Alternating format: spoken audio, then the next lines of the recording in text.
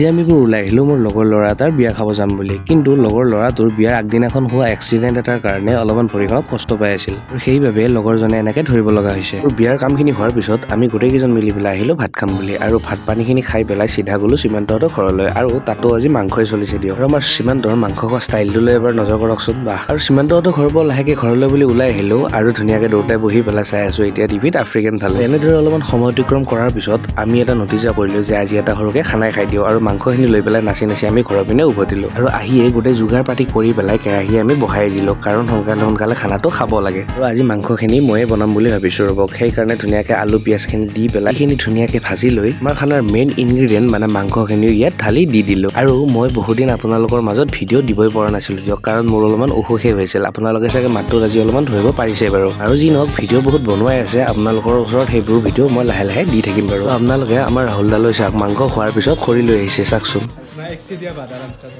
আৰু এতিয়া খানা পিনা হ'লে যাতে আমিও ধুনীয়াকে বহি ল'লো ভাত খাম বুলি। আৰু এতিয়া আপোনালোকৰ পৰা বিদায় লোৱাৰ টাইম আহি গ'ল। তো আজিলৈ এৰিছো, টাটা বাই বাই গাইছ।